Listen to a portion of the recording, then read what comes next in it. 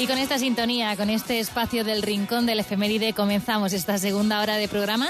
Y al que tenemos con nosotros, por supuesto, al teléfono es a nuestro colaborador, a nuestro youtuber particular en ese canal de Historia Útil, a Pablo Delgado. Muy buenos días, Pablo. Buenos días, Rebeca. ¿Qué tal? Buenos días, muy bien. Encantada de saludarte de nuevo y de abrir ese espacio a la historia aquí en el Pro Guadalajara. Hoy vamos a hablar de un 15 de diciembre de hace unos cuantos años, ¿no? Sí, del 15 de diciembre de 1930, de hace 90 años.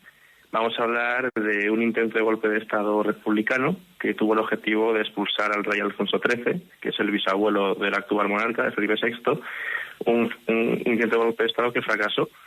Sin embargo, fue importante para la identidad y la memoria de los republicanos de entonces y, por supuesto, para la historia de España. ¿Y por qué fue un acontecimiento tan importante? Fue importante por la cantidad de opositores que la organizaron, ¿no? Los republicanos llevaban décadas muy dispersos entre ellos, que son los que en su gran mayoría van a organizar este intento de golpe de Estado.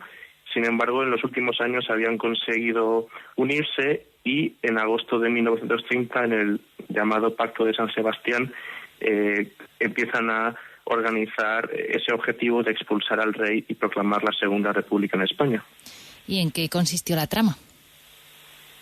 Bueno, como he comentado, estos republicanos en San Sebastián acuerdan ese pacto también con otras fuerzas que no eran del todo republicanas, pero que comulgaban con la causa de expulsar al rey, y van a planear convocar una huelga general donde participe gran parte de los obreros, por eso cuentan con fuerzas socialistas y también comunistas, a la vez de un levantamiento militar.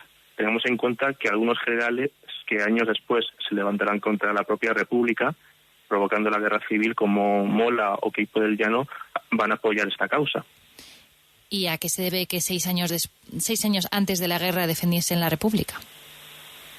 Pues para responderte quiero mencionar a uno de estos militares que fueron protagonistas aquel 15 de diciembre, Ramón Franco, hermano del futuro dictador, que como digo estuvo en la sublevación.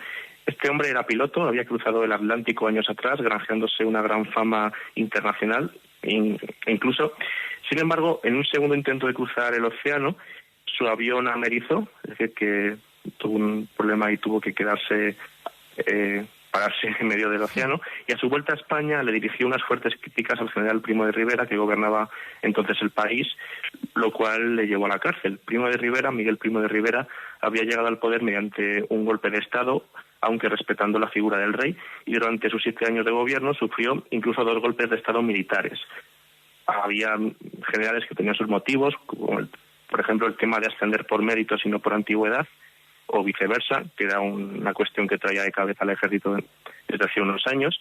Y en enero de 1930, Primo de Rivera se marcha, dimite, el rey Alfonso XIII se queda solo, con enemigos por todas partes, porque había permitido suspender la Constitución vigente y ciertos derechos y libertades para que Miguel Primo de Rivera asumiese el gobierno.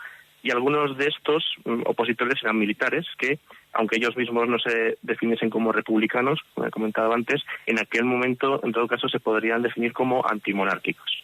Uh-huh. ¿Y qué ocurrió como tal el 15 de diciembre de 1930?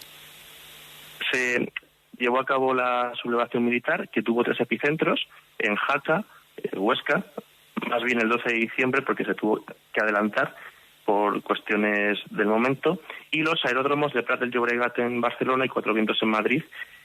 Como tal, el 15 de diciembre, los 3 fracasaron, pero Ramón Franco estuvo en este último. La orden suya era bombardear el Palacio Real con la familia real dentro. Aquel 15 de diciembre de 1930 era, en fin, una orden pues muy brutal.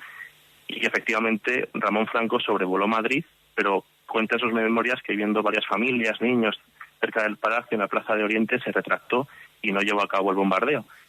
Además, la huelga general, que decía al principio, que la idea era que fuesen a la vez la huelga general y el levantamiento militar, no había tenido el éxito de convocatoria esperado y los propios republicanos prefirieron abortar la operación. Entonces la Segunda República no llegó, ¿verdad?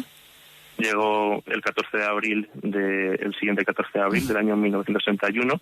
No llegó por el golpe militar, sino que llegó por las urnas. Alfonso XIII encargó al gobierno del momento que convocase elecciones municipales para reforzar el poder de los viejos partidos. En fin, En diciembre de 1930 el convocar elecciones no era algo que se veía cercano, no era una posibilidad, por eso se prefirió la otra. Pero en abril del 31, al ganar las candidaturas republicanas en las principales ciudades, pues directamente se proclamó la República y se expulsó al rey de España. Pues muchísimas gracias, Pablo, por abrirnos esta ventana a la historia un día más en este espacio del Rincón de la Efeméride. Recordamos que te podemos encontrar siempre en ese canal de YouTube, en ese Historia Útil. Muchísimas gracias por haber estado con nosotros.